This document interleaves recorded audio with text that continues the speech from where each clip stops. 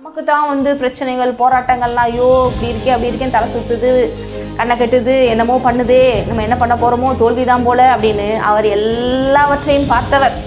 இந்த உலகத்தில் பாருங்கள், ஃபஸ்ட்டு பைபிளில் இருக்கிற முதல் 2 வசனங்களை வாசித்தாலே தெரியும், பூமி ஒழுங்கின்மையும் வெறுமையுமாக இருந்தது. பாருங்கள், அதுக்கு நடுவில் எவ்வளோ விஷயங்கள் நடந்திருக்கு. எல்லாத்தையும் அழகாக தான் சிருஷ்டித்திருப்பார். அதுக்கடுத்து ஒழுங்கின்மை வெறுமை வந்துருச்சு, எல்லாம் போச்சு. அப்போ எவ்வளோ பெரிய டிசப்பாயின்மெண்ட் இருந்திருக்கும். ஆனால் தேவன் அங்கே உட்காந்து புலம்பலை, கவலைப்படலை.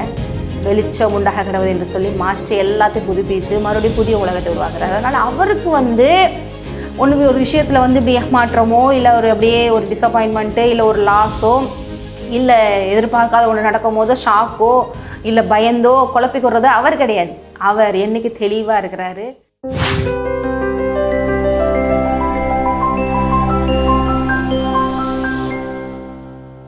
ஹல்லேலூயா, பிரைஸ் தி லார்ட். உங்கள் அனைவருக்கும் இந்த மாலை வேளையிலே தேவனுடைய நாமத்திலே வணக்கங்களையும் ஆசீர்வாதங்களையும் கூறுகிறோம்.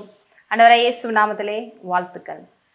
பாதிக்கு வெளிச்சம், கால்களுக்கு தீபம் இந்த நிகழ்ச்சிக்கு மீண்டுமாக உங்களை தேவனுடைய நாமத்திலே வாழ்த்தி வரவேற்கிறேன். இந்த நிகழ்ச்சி வாயிலாக நம்ம இன்னும் கொஞ்சம் ஆழமாக தேவனுடைய வார்த்தைகளை தியானிக்கிறோம்.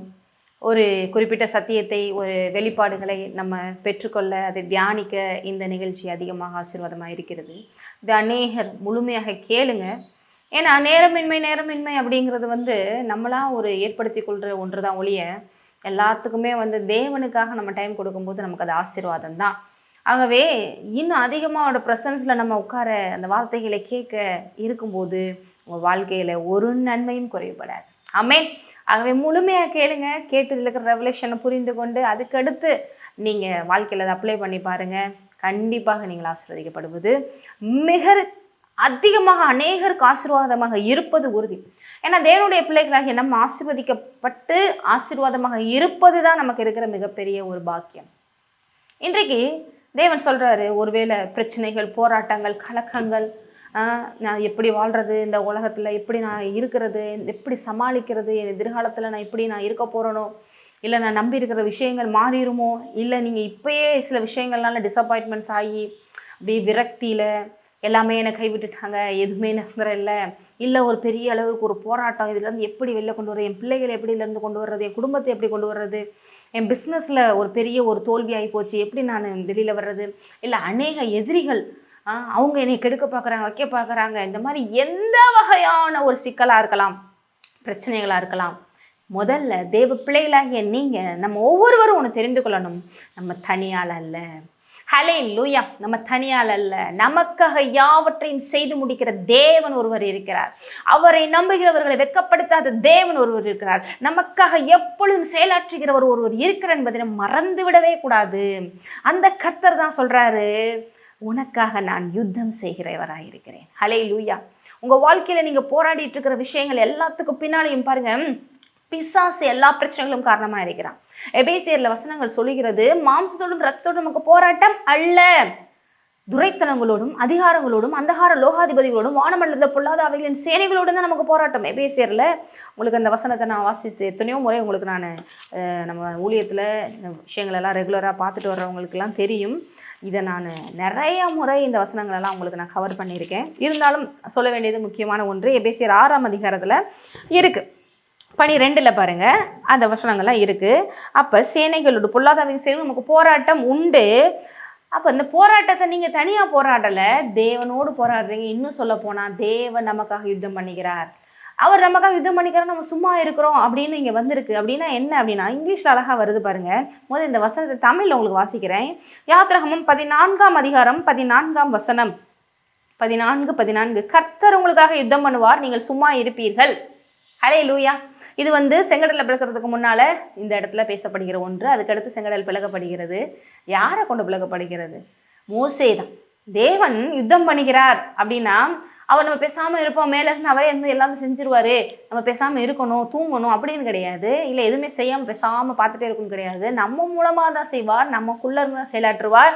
அங்கே மோசேட்ட சொல்கிறாரு, என்ன நோக்கி முறையிடுகிற என்ன, உனக்கு நான் எல்லாவற்றையும் கொடுத்துட்டேன், வெளியே வா அப்படின்னு சொல்லி அந்த ஒரு வார்த்தை நான் உனக்கு சொல்லிட்டேன், மக்களை அழைச்சிட்டுவான்னு சொல்லிட்டேன்னா அந்த வார்த்தையிலேயே பார்வோனை வீழ்த்தி அவனுடைய பலத்துக்கு மேலே உன் பலத்தை காண்பித்து அதற்கு தடையாக இருக்கிற காரியங்களை மேற்கொண்டு மக்களை அழைத்து வரக்கூடிய எல்லா வகையான கிருபையும் உனக்கு அதிலே நான் கொடுத்துட்டேன்ப்பா. நீ என்னை நோக்கி முறையிட வேண்டாம், நீ உன் கையில் இருக்கிற கோலை நீட்டு. அதில் தான் தேவன் அவங்களுக்கு காமிச்சிருந்தார் இல்லையா, அதிகாரத்தை கொடுக்குற மாதிரி. அதனால் அது நீ தூக்கிப்பிடி, அது உனக்கு என்ன பண்ணும், எல்லா வகையிலும் வழியை ஏற்படுத்தும். அதே போல் செங்கடல் பிளக்கப்படுகிறது, எல்லாம் நடக்குது. அதே போல் தான் இன்றைக்கு தேவன் அவரை நம்பி வந்த நமக்கு எல்லாவற்றையும் கொடுத்துட்டாரு. என்னுடைய இதெல்லாம் உன்னுடையதுன்னு சொல்லிட்டாரு. இப்போ உட்காந்து நம்ம ஆண்டவரை இது எப்படி அது எப்படி, இதில் நான் என்ன பண்ண போறோம் அதில் என்ன பண்ண போறோம் பயப்பட தேவையில்லை. இந்த அறிவில் நம்ம இருக்கணும். அப்போ இங்கிலீஷில் எப்படி வருது, God will fight the battle for you. அப்போ நம்ம என்ன பண்ணணும், நீங்கள் சும்மா இருப்பீர்கள் இருக்கு இல்லையா, அண்ட் யூ ஒரு கொஸ்டின் மார்க் இருக்கு மெசேஜ் டிரான்ஸ்லேஷனில், you keep your mouth shut. நம்ம வாயை மூடிக்கிட்டு இருந்தாலே போதுங்கிற மாதிரி இங்கே எக்ஸ்பிளனேஷன் கொடுத்துருக்காங்க, பேசாமல் இருன்னு சொல்கிறதுக்கு. அப்போ நமக்கு என்னடா அது அப்படி, ஏன்னா நிறைய நேரங்களில் நம்ம பேசியே தேவையில்லாமல் என்ன பண்ணிடுறோம், பயத்துலையும் கலக்கத்துலையும் நான் ஏதோ ஒன்று பண்ணுறேன்னு சொல்லி மாம்சத்தில் செயல்பட்டு மாம்ச சிந்தை மரணம்ங்கிறது மாதிரி அந்த மரணத்தை பிறப்பிச்சிடுறோம். நிறைய பேர் பேசியே பாருங்கள், பயத்துலையும் கலக்கத்துலையும் தப்பு தப்பாக ஏதாவது முடிவெடுத்து செஞ்சு அந்த பிரச்சனையை இன்னும் கொஞ்சம் பெருசாக்கி இன்னும் கொஞ்சம் மோசமாக்கிடுறாங்க. அதனால நம்ம வாயின் வார்த்தைகளை கவனமாக இருக்கணும். எல்லாத்துக்கும் மேலே வாயை மூடிக்கொண்டு தேவன் பெரியவர், அவர் எனக்கு எல்லாவற்றையும் செய்து முடிப்பேன் வாக்குத்தத்தம் கொடுத்துருக்கிறாரு, அதை மாத்திரமே விசுவாசித்து நான் அமைதியாக இருப்பேன். அதான் வசனம் சொல்லுகிறது இல்லையா, அமர்ந்திருந்து அறிந்து கொள்ளுங்கள் நானே தேவன் என்று. B still and know that I ஆம் தி லார்ட்.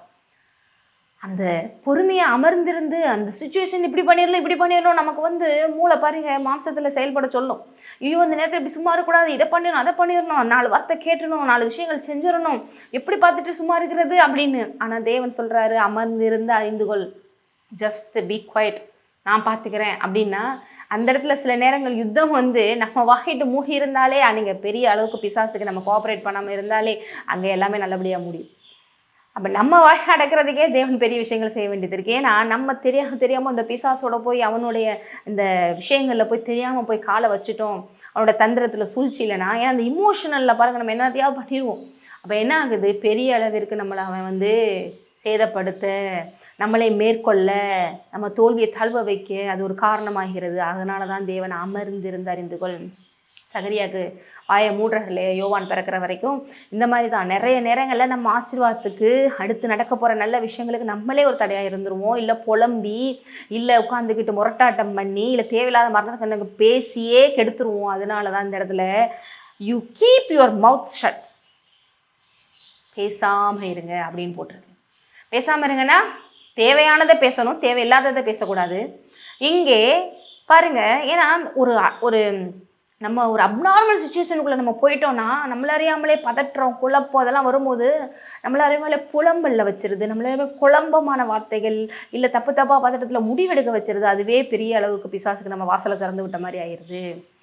அப்போ அதனால தான் இங்கே போட்டிருக்கு. அப்போ இங்கே இதை இன்னும் கொஞ்சம் டிரான்ஸ்லேஷன் பண்ணலான்னு சொல்கிறாங்க பாருங்கள். 15 அதே இதில் 15 3வது வசனத்தையும் வாசிக்கிறேன். கர்த்தரே யுத்தத்தில் வல்லவர், கர்த்தர் என்பது அவருடைய நாமம். கர்த்தர் நமக்காக யுத்தம் பண்ணுவார்னா அவர் யுத்தத்தில் வல்லவராக இருக்கிறார். அதுக்கு எப்படி டிரான்ஸ்லேஷன் கொடுக்குறாங்க பாருங்க. Perhaps it would be better to translate the words Jehovah is the man or hero of the battle. கர்த்தரே யுத்தத்தில் வல்லவர், அவர் அதில் ஹீரோப்பா, பேட்டிலில் அவர் ஹீரோ ஆஃப் த பேட்டில். நமக்கு தான் பிரச்சனைகள் போராட்டங்கள்லாம், ஐயோ இப்படி இருக்கே அப்படி இருக்கேன்னு தலை சுற்றுது, கண்ணை கெட்டுது, என்னமோ பண்ணுதே, நம்ம என்ன பண்ண போகிறோமோ, தோல்விதான் போல அப்படின்னு அவர் எல்லாவற்றையும் பார்த்தவர். இந்த உலகத்தில் பாருங்கள், ஃபஸ்ட்டு பைபிளில் இருக்கிற 2 வசனங்களை வாசித்தாலே தெரியும். ஆதியிலே தேவன் வானத்தையும் பூமியும் சிருஷ்டித்தார். அதுக்கடுத்து என்ன ஆயிடுச்சு, பூமி ஒழுங்கின்மையும் வெறுமையுமாக இருந்தது. பாருங்கள், அதுக்கு நடுவில் எவ்வளோ விஷயங்கள் நடந்திருக்கு. எல்லாத்தையும் அழகாக தான் சிருஷ்டித்திருப்பார். அதுக்கடுத்து ஒழுங்கின்மை வெறுமை வந்துருச்சு, எல்லாம் போச்சு. அப்போ எவ்வளோ பெரிய டிசப்பாயின்மெண்ட் இருந்திருக்கும். ஆனால் தேவன் அங்கே உட்காந்து புலம்பலை, கவலைப்படலை. வெளிச்சம் உண்டாக கிடவுது என்று சொல்லி மாற்றி எல்லாத்தையும் புதுப்பித்து மறுபடியும் புதிய உலகத்தை உருவாக்குறாரு. அதனால் அவருக்கு ஒரு விஷயத்தில் இப்படி ஏமாற்றமோ, இல்லை அப்படியே ஒரு டிசப்பாயின்மெண்ட்டு, இல்லை ஒரு லாஸோ, இல்லை எதிர்பார்க்காத ஒன்று நடக்கும் போதோ ஷாக்கோ, இல்லை பயந்தோ குழப்பிக்கிறதோ அவர் கிடையாது. அவர் என்னைக்கு தெளிவாக இருக்கிறாரு, அவர் என்னைக்கு பயப்படாமல் இருக்கிறாரு, அவர் வல்லவராக இருக்கிறாரு, அவர் அன்புள்ளவராக இருக்கிறாரு, அவர் என்றைக்குமே பராக்கிரமம் உள்ள தேவன், பயங்கரமான தேவன், சர்வவல்லமை உள்ளவராகவே இருக்கிறாரு. ஆகவே அவர் இளைஞர்கள் இலைப்படைந்து சோர்ந்து போகினாலும் வாலிபர்கள் இடறி விழுந்தாலும் நான் அப்படி இல்லைப்பா, நான் இலைப்படுவதும் இல்லை சோர்ந்து போவதும் இல்லைன்றாரு. அதனால தான் எனக்கு காத்திருக்கிற நீ எனக்குள்ள இப்படி இருந்தேன்னா நீ கூட சோர்ந்த போகாம பெலன் குன்றாம அந்த மாதிரி நேரங்கள்ல என்ன பண்ணுவேன், கழுகுகளை போல செடிகள் எடுத்து எழும்புவேன். எனக்கு காத்திருந்தேன்னா எனக்குள்ள நான் பார்த்துக்கிருவேன், நான் யுத்தம் பண்ணுவேன், என்னுடைய வார்த்தைகளை நம்பி இது மாத்திரமே நடக்கும் என்று சொல்லி நீ விசுவாசத்துல தேவையில்லாத விஷயங்களை பேசாம பொறுமையோடு இப்படி நீ அமைதியா இருந்தேன்னா, ரெஸ்ட்ல இருந்தேன்னா தேவன் பார்த்துக்கிடுவார்னு சொல்லி. ரெஸ்ட்னா சும்மா வீட்டில் எல்லாத்தையும் போட்டுட்டு உட்காந்துட்டு படுத்துக்கிட்டே பார்த்துறது இல்லை. நிறைய பேர் அப்படி தான் நினச்சிக்கிறாங்க, எதுவுமே பார்த்துக்கிடுவாரு, நான் எதுவுமே செய்ய போகிறதில்ல அப்படின்னு. அப்படி இல்லை இருக்க சொல்லலை. நம்ம கொண்டு தான் தேவன் செய்ய போகிறாரு, நம்ம கொண்டு தான் செய்வார், மனிதர்களை கொண்டு தான் எல்லாமே செய்வார். அப்போ நமக்குள்ளேயே எல்லா வகையிலும் அவர் செயல்பட நம்ம ஃப்ரீயாக இருக்கணும். அதுக்கு அவரை முழுமையாக நம்பி என்னுடைய மாம்சத்தை நான் அப்படி ஜீரோன் பண்ணி எனக்குள்ளே இருக்கிற தேவன் அப்படி 100% பெருக விடணும். அப்போ இங்கே என்ன போட்டிருக்கு, கர்த்தர் என்ன பண்ணுறாரு, யுத்தத்தில் வல்லவர், Jehovah is the hero of the battle. அதை இங்கே ஜெகோவா இஸ் த மேன் அப்படின்னே போட்டிருக்கு. இங்கே இந்த மேன் அப்படிங்கிறது என்ன போட்டிருக்கு அப்படின்னா வரப்போகிற கிறிஸ்துவை வெளிப்படுத்துகிற ஒன்றாக இருக்கிறது என்று சில டிரான்ஸ்லேஷன்ஸ்லாம் சொல்கிறாங்க பாருங்கள். இயேசு கிறிஸ்து இப்படி எல்லா வகையிலும் இந்த உலகத்தில் இருக்கிற பிசாசையும் அவனுடைய தந்திரங்களையும் சூழ்ச்சிகளையும் அவன் மனிதனிலிருந்து பறித்த எல்லா காரியங்களையும் என்ன பண்ணுவார், தேவன் சிலுவையிலே அங்கே போட்டிருக்கல துரைத்தனங்களையும் அதிகாரங்களையும் உறிந்து கொண்டு வெளியரங்கமான கோலமாக்கி சிலுவையிலே வெற்றி சிறந்தார். அந்த வெற்றியை, அந்த யுத்தத்தை செய்து முடிக்கக்கூடிய அந்த யுத்தத்தில் வல்லவான தேவன், அந்த கர்த்தரை இங்கே சொல்லப்பட்டிருக்கிறது என்றும் ப்ராஃபஸியா சொல்லப்பட்டிருக்கிறது என்றும் சொல்கிறாங்க. இந்த மேன் அப்படிங்கிறதுக்கு அந்த இடத்துல கிரைஸ்டை தான் வரப்போகிற அவதரிக்க போகிற கிரைஸ்டை பற்றி தான் சொல்லியிருக்காங்கன்னு சிலர் எக்ஸ்பிளைன் பண்ணுறாங்க. அப்போ இங்கே தேவன் சாதாரணவர் அல்ல. அவர் எப்படிப்பட்ட தேவன், அவர் நமக்காக எல்லாவற்றையும் செய்து முடிக்கிற தேவனாக இருக்கிறார். பழைய ஏற்பாட்டிலையும் சரி புதிய ஏற்பாட்டிலையும் சரி தன்னை நம்புகிறவர்களுக்காக எதையும் செய்கிற தேவனாக இருக்கிறார். இன்னும் சொல்ல போனால் சிலுவையில் பாதாளம் வரைக்கும் சென்று உயிரோடு எழுந்து எல்லாவற்றையும் செஞ்சு முடிச்சிட்டாரு. இப்போ அந்த பொட்டன்ஷியல், அந்த வல்லமை, அந்த அதிகாரம் எல்லாம் நமக்கு கொடுக்கப்பட்டிருக்கு. அதனால தான் எபேசியர் 6 இது எல்லாம் யுத்தம் நமக்கு இருக்குது. ஆனால் நீங்கள் தனியாக இருந்து போராட போகிறதில்ல, என்னுடைய போராயுதங்களே உங்களுக்கு தருகிறேன் அப்படின்னு சொல்லிட்டு எபேசியர் 6 சொல்கிறாரு. ஏன்னா நான் சொன்னேன் இல்லையா, யுத்தம்னா அவர் பார்த்துக்குருவாருன்னா ஏதோ நம்ம சும்மா உட்காந்துட்டு இருக்கிறது இல்லை, அவருக்குரியதெல்லாம் நமக்கு கொடுத்து நம் மூலமாக அவர் செயல்படுவார். அதான் இங்கே போட்டிருக்கு எபேசியர் 6:13 தீங்கு நாளிலே அவைகளிலே நீங்கள் எதிர்க்கவும் சகலத்தையும் செய்து முடித்தவர்களை நிற்கவும் எல்லாத்துலேயும் நீங்கள் வின் பண்ணி சகசா இருக்க திராணியுள்ளராகும்படி தேவனுடைய சர்வாயுத வர்க்கத்தை எடுத்துக்கொள்ளுங்கள். அவர் உங்களுக்கு கொடுத்திருக்கிற அவருடைய ஆர்மர்ஸை, அவருடைய வெப்பன்ஸை, ஸ்பிரிச்சுவல் வெப்பன்ஸை எடுத்துக்கோங்க. அப்படின்னா என்ன, எதுலலாம் நம்ம ஸ்ட்ராங்காக இருக்கணும், தேவனுக்குள்ள அமர்ந்திருக்கிறதுனா என்ன, அவர் நமக்கு கொடுத்த ரட்சிப்புங்கிற அந்த விலை மதிப்பில்லாத அந்த பாத்திரத்தை எடுத்து நான் ரட்சிக்கப்பட்டிருக்கிறேன், இந்த பிரச்சனையை என்ன செய்ய முடியும், இந்த சூழ்நிலை என்ன செய்ய முடியும், இந்த போராட்டம் என்ன செய்ய முடியும், இந்த எல்லாவற்றிலும் தேவன் என்னை காப்பாற்றிருக்கிறார், நான் விடுதலையாக்கப்பட்டிருக்கிறேன் அப்படிங்கிறத என்னைக்கும் தலைச்சீரா போல தலையில் என்னைக்கு உள்ளுக்குள்ளே வச்சுக்கிறனோ அதான் ஃபஸ்ட்டு உங்களுக்கு என்ன பண்ணப்பட்டிருக்கிறது, சொல்லப்பட்டிருக்கிற ஒன்றாக இருக்கிறது ரட்சிப்புங்கிற தலைச்சீரா. அதுக்கடுத்து பாருங்க, நீதிங்கிற மார்க்கவசம்.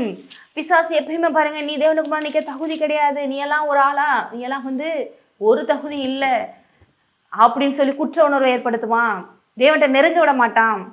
இல்லை, தேவன் இயேசுவே அவர் உனக்கு நீதியை கொடுத்துருக்கிறார், பரிசுத்தமாக கொடுத்துருக்கிறாரு.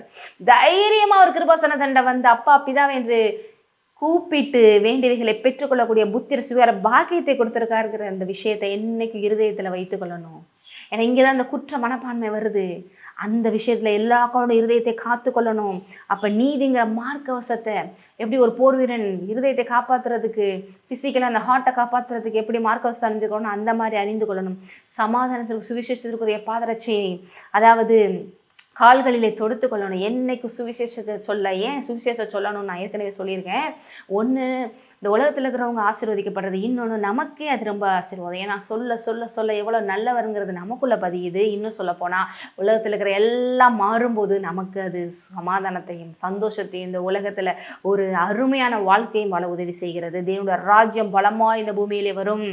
அதே போல் பாருங்கள், இதெல்லாம் வெப்பன்ஸ். அதெல்லாம் அதுக்கடுத்து எல்லாவற்றுக்கும் மேலாக விசுவாசம் எனும் கேடகம். எப்படி ஒரு போரின் கையில் கேடகத்தை வச்சு வரப்போகிற எல்லா அம்புகளையும் தடுத்து நிறுத்துவானோ, தன்னை பார்த்து கொள்வானோ, அதே போல எல்லாத்துக்கும் மேல தேவன் மேல வைத்திருக்கிற விசுவாசத்தை என்னைக்கு உறுதியா நில்லுங்க. இதெல்லாம் பாருங்க, அமர்ந்திருந்து அறிந்து கொள்றது இதெல்லாம் முக்கியம். ஏன்னா சும்மா படுத்துட்டு இப்படி இருக்கிறது இல்லை. ஸ்பிரிட் மேன் இந்த வெப்பன்ஸ் எல்லாம் போட்டுக்கிட்டு என்னைக்கும் என் தேவன் என்னை கைவிட மாட்டார், நான் விசுவாசிப்பேன், விசுவாசித்து கொண்டே இருப்பேன், நான் சோர்ந்து போக மாட்டேன், அவர் எனக்கு சொன்னதை செய்வரை கைவிட மாட்டார், நான் சூழ்நிலையில பார்த்து சோர்ந்து போக மாட்டேன், இப்படி விசுவாசிக்கணும். இந்த விசுவாசத்துல உறுதியா நிற்கணும். பாருங்க, அடுத்து என்ன போட்டிருக்கு, ரட்சணியம் எனும் தலைச்சீர். அதை முதலே சொல்லிட்டேன். ஃபர்ஸ்ட் ஒன்று சத்தியம் என்கிற கச்சை, தேவனுடைய வார்த்தை, அதை இடைக்கட்டி கொள்ள வேண்டும். வார்த்தையில தான் எல்லாமே இருக்கு. வார்த்தையால தான் பூமியை உருவாக்கினாரு. அந்த வார்த்தையை ஒவ்வொரு நாளும் வாயில வச்சு பேச, அறிக்கை செய்ய. அதனாலதான் அதுக்கு அடுத்து ஆவியின் பட்டயமாகிய தேவனுடைய வார்த்தை. எல்லாத்துக்கும் மேல ஒரு போர் வீரன் கையில இருக்கிற அந்த பட்டயம், அதை எடுத்து சுத்துறது. அது எதுக்கு கம்பேர் பண்ணப்பட்டிருக்கிறது? ஆவிக்குரிய பட்டயமாகிய தேவனுடைய வார்த்தை, தேவ வசனம். அதை எடுத்து நீங்கள் வாய் திறந்து பேசுறது, கன்ஃபஸ் பண்ணுற சூழ்நிலைகள் சரியில்லைனாலும் நீங்கள் சட்டியோர் மௌத்துனா எதுவுமே பேசாமல் இருங்கன்னு சொல்லலை. தேவன் எனக்கு சொன்னதை மாத்திரம் பேசுறது, தேவன் எனக்கு சொன்னதை மாத்திரம் நம்புவது, அதிலேயே விசுவாசி நிற்பது, அதிலே அறிக்கை செய்வது. எவ்வளோ பொய்களை பிசாசு கொண்டு வந்தாலும் இல்லை பிசாசு இதுதான் நடக்கும் என்று விசுவாசித்து நிற்பது. அப்படியாக செய்யுங்க. இப்படி சகலவித எல்லா சமயத்துலையும் ஆவில இருந்து ஜெபம் பண்ணுங்க. இதுதான் பாருங்க அவருக்குள்ள அமைதியாக இருக்கிறது. இதெல்லாம் செஞ்சுட்டு நீங்கள் பேசாமல் இருந்தாலே போது, நடக்கிறது அதுவாக நடக்கும். இது எல்லாம் உங்களுக்கு வெப்பன்ஸாக கொடுத்துட்டாரு. அப்போ இது மாதிரி தேவனும் பாருங்க நமக்காக எல்லாவற்றிலும் வைராக்கியம் உள்ளவராய், நமக்காக எதிரிகளை அடித்து நொறுக்கிறதுல பலசாலியாய், அவர் நமக்காக பழி வாங்குகிறவராய், அப்படி அவ்வளோ ஒரு வல்லமை உள்ள பராக்கிரமம் உள்ள தேவனாக இருக்கிறாருங்க. நீங்கள் ஒன்றும் சாதாரணமாக நினச்சிடாங்க ஒரு யுத்தத்தில் வல்லவருங்கிறது சாதாரணமாக நினச்சிடாங்க. சில வசனங்கள் ஒரு ஒரு சின்ன ஒரு அழகான ஒரு வரியை வாசிக்கிறேன் பாருங்க.